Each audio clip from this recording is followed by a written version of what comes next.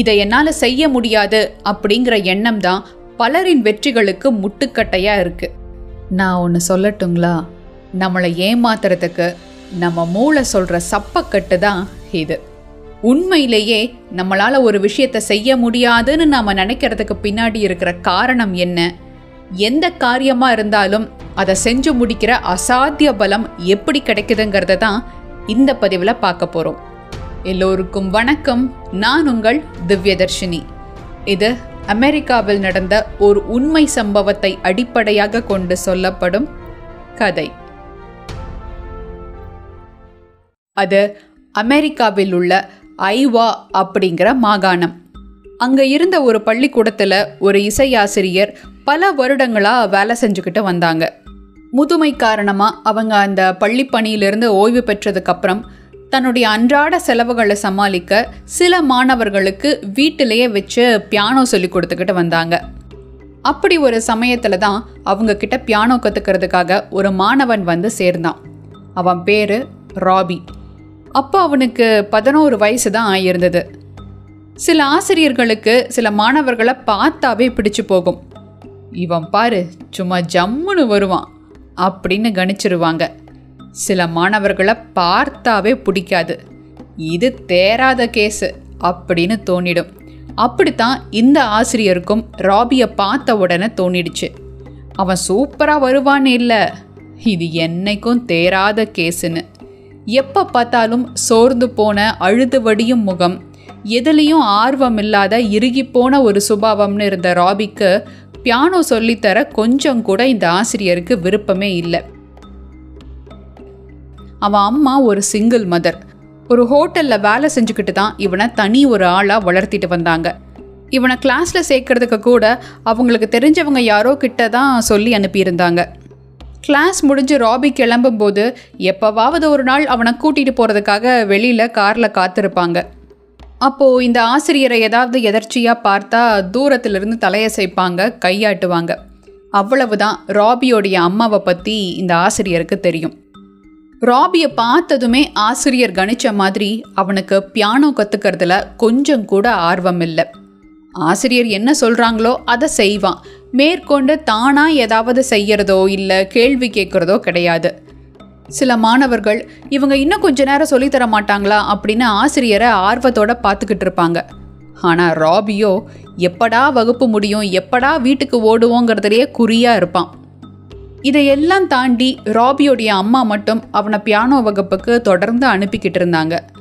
ராபிக்கு அப்பா இல்லைங்கிற காரணத்தினாலையும் அவங்க அம்மா தனியாக கஷ்டப்பட்டு இவனை வகுப்புக்கு அனுப்புகிறாங்கங்கிறதுனாலையும் தான் இந்த ஆசிரியர் ராபியை வகுப்பிலிருந்து நிறுத்தாமல் வச்சுருந்தாங்க. இப்படியே பல வாரங்கள் ஓடிச்சு. ஒரு நாள் ராபி வகுப்புக்கு வரலை. சரி, அவனுக்கு ஏதோ உடம்பு சரியில்லாமல் போயிருக்கும் போல், அடுத்த தடவை வகுப்புக்கு வரும்போது அதை சேர்த்து சொல்லி கொடுத்துடலாம் அப்படின்ட்டு அந்த ஆசிரியர் விட்டுட்டாங்க. அதுக்கு அடுத்த வாரமும் ராபியை ஆளவே காணும். அது வரைக்கும் நடந்த வகுப்புகளில் பார்த்திங்கன்னா ராபி பியானோவில் சில அடிப்படைகளை மட்டும்தான் கற்றுருந்தான். லேசாக வாசிக்க வரும், அவ்வளவுதான். அதுவும் தப்பில்லாமல் வாசிக்க மாட்டான்.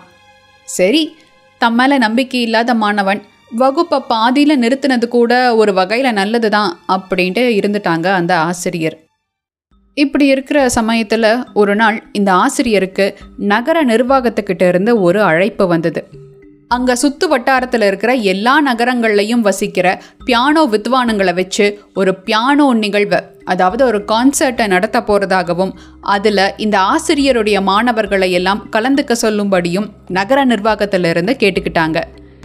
இது தொடர்பாக இசையாசிரியர் பத்திரிகைகளில் தன் முன்னாள் இந்நாள் மாணவர்களுக்கெல்லாம் ஒரு அழைப்பு விடுத்திருந்தாங்க. தனிப்பட்ட முறையிலும் தன்னுடைய மாணவர்களுக்கு கடிதம் எழுதினாங்க. இந்த இசையாசிரியர் செய்தித்தாளில் வெளியிட்ட அறிவிப்பை ராபியும் பார்த்தான். அன்னைக்கு சாயங்காலமே ஆசிரியரை தொலைபேசி மூலமாக கூப்பிட்டு பேசினார் ராபி. குட் ஈவினிங் மிஸ் ஹானர், நீங்கள் வெளியிட்டிருந்த அறிவிப்பை பார்த்தேன். நானும் இந்த கான்சர்ட்டில் கலந்துக்கிறேன் மிஸ் அப்படின்னு சொன்னான். டக்குன்னு இதுக்கு என்ன பதில் சொல்கிறதுன்னு தெரியாமல் திகைச்சு போயிட்டாங்க ஆசிரியர். இங்கே பாரு ராபி, இது பெரிய கான்சர்ட். இது டெலிவிஷன்லலாம் லைவ் டெலிகாஸ்ட் வேறு ஆக போகுது. உலகத்தில் இருக்கிற பல இசை மேதைகள் இந்த நிகழ்ச்சியை பார்க்க போகிறாங்க. நல்லா ப்ரொஃபஷ்னலாக ட்ரெயின் ஆன ஸ்டூடெண்ட்ஸ் மட்டும்தான் அன்னைக்கு பியானோ வாசிக்க போகிறாங்க. உனக்கோ பேசிக் மட்டும்தான் தெரியும். நடுவில் பெரிய பிரேக் வேற, நீ கிளாஸுக்கே வர்றதில்ல. அப்படி இருக்கும்போது நீ எப்படி வாசிப்ப? இல்லை மிஸ் ஹானர், இது என் அம்மாவுடைய பெரிய கனவு. ப்ளீஸ் கொஞ்சம் ஹெல்ப் பண்ணுங்களேன் அப்படின்னு குரல் தழுதழுக்க கெஞ்ச ஆரம்பிச்சிட்டான் ராபி. அன்னைக்கு அவன்கிட்ட ஏதேதோ சொல்லி சமாளித்து தொலைபேசியை வச்சுட்டாங்க ஆசிரியர். அடுத்த நாள் அவன் நேராக வீட்டுக்கே வந்துட்டான். காலில் விழாத குறையாக கெஞ்சினான். வேற வழி இல்லாமல் நிகழ்ச்சி நிரலில் கடைசியாக ராபியோடைய பேரை போட்டாங்க. அந்த கான்சர்ட்டில் கண்டிப்பாக அவன் கலந்துக்க கூடாதுன்னு ரொம்பவுமே பிரார்த்தனை பண்ணிக்கிட்டாங்க. ஒரு வழியாக அந்த பியானோ கான்சர்ட் நடக்கிற நாளும் வந்தது. அந்த நகரத்தில் இருந்த ஒரு பெரிய ஹைஸ்கூலுடைய விளையாட்டு அரங்கில் தான் அந்த கான்சர்ட் நடக்க இருந்தது. மாணவர்களுடைய பெற்றோர், உறவினர், நண்பர்கள்னு ஒரு பெரிய கூட்டமே கூடியிருந்தது. ஒவ்வொருவராக வந்து பியானோ வாசிக்க ஆரம்பித்தாங்க.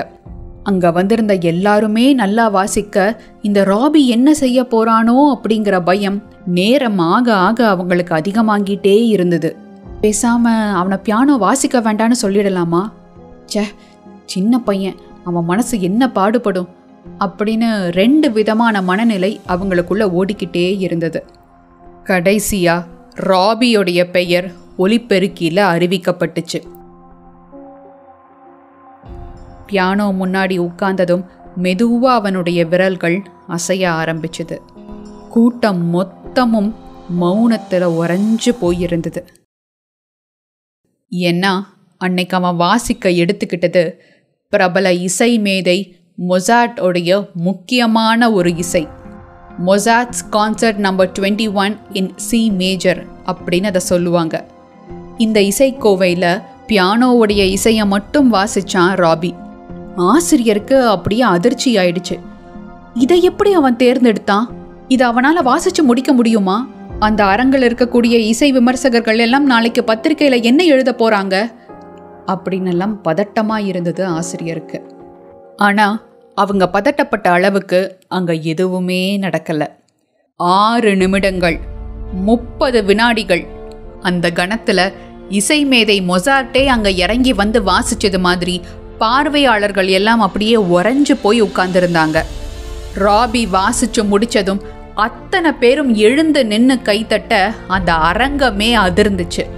இப்படி ஒரு இசையை இந்த வயசுல ஒரு பையன் வாசிப்பான்னு நாங்கள் நினைச்சே பார்க்கல அப்படின்னு வந்தவங்க எல்லாருமே பாராட்டி தள்ளுனாங்க. எல்லாரும் போன பிறகு ஆசிரியர் அவனை கூப்பிட்டு, ராபி, எப்படி உன்னால் இவ்வளோ பிரமாதமாக வாசிக்க முடிஞ்சுது? அது ஒன்றுமில்லை மிஸ் ஹானர், என் அம்மாவுக்கு நான் பியானோ வாசித்து கேட்கணுன்னு ரொம்ப ஆசை. அவங்களுக்கு கேன்சர் இருந்தது. கொஞ்ச நாள் முன்னாடி தான் இறந்து போனாங்க. அவங்களுக்கு பிறவிலேயே காது கேட்காது. அதனால் நான் என்ன வாசித்தாலும் அவங்களுக்கு எங்கே கேட்க போகுது அப்படின்னு கொஞ்சம் அசால்ட்டாக இருந்துட்டேன். ஆனால் இப்போ நான் வாசித்தா அவங்களால எங்கே இருந்தாலும் கேட்க முடியும்னு எனக்கு ஒரு நம்பிக்கை. அந்த நம்பிக்கை தான் என்னை மேலும் தேட வச்சது, கற்றுக்க வச்சது, இப்போது வாசிக்கவும் வச்சது அப்படின்னு அவன் சொல்ல சொல்ல அவன் தோள்களை இறுக்க பிடிச்சபடி கேட்டுக்கிட்டு இருந்தாங்க ஆசிரியர். அவங்க கண்களில் லேசாக கண்ணீர் திரள உள்ளுக்குள்ள ராபி வாசிச்ச அந்த மொசார்ட்டுடைய இசை திரும்ப திரும்ப ஒலிச்சுக்கிட்டு இருந்தது. ஒரு விஷயத்தை நீங்க செய்ய முடியாதுன்னு கைவிடுறது உங்களால முடியாதுங்கிற அவநம்பிக்கையால மட்டும் இல்லை, அந்த விஷயத்தை செய்யறதுக்கு உங்களுக்கு ஸ்ட்ராங்கான காரணம் இல்லைங்கிறதுனாலையும், அதை செஞ்சு முடிச்சே ஆகணும்னு உங்களுக்கு எந்தவித கட்டாயமும் இல்லைங்கிறதுனாலையும் தான் நீங்க அதை செய்யாம விடுவீங்க. ராபி பியானோ கத்துக்கிறதுக்கு அவன்கிட்ட வலுவான காரணம் இல்லை. தான் அம்மாவுக்கு காது கேட்காது, அதனால தான் வாசிச்சாலும் வாசிக்கலைனாலும் எந்த பிரச்சனையும் இல்லைங்கிறதுனால தான் அவன் ஈடுபாடே இல்லாம மந்தமா இருந்தான். அதே நேரம் அவன் அம்மா மேல வச்சிருந்த அன்பு தான் அருவமா இருந்து அவன் அம்மா தான் வாசிக்கிறத கேட்பாங்க, அவங்களுக்கு அந்த சந்தோஷத்தை தான் கொடுத்தே ஆகணுங்கிற காரணம் தான் அவ்வளவு சீக்கிரமா அவனை பியானோ வாசிக்க கத்துக்க வச்சுது. நீங்க எந்த விஷயத்தை செய்யணும்னாலும் அதுக்கு வலுவான காரணத்தை தேடிக்கோங்க. இப்போ நீங்க கட்டாயம் சம்பாதிச்சாதான் உங்க குடும்பத்தை காப்பாற்ற முடியுங்கிற நிலைமை இருந்தா நீங்க வீட்டில் சும்மா படுத்துக்கிட்டு இருப்பீங்களா?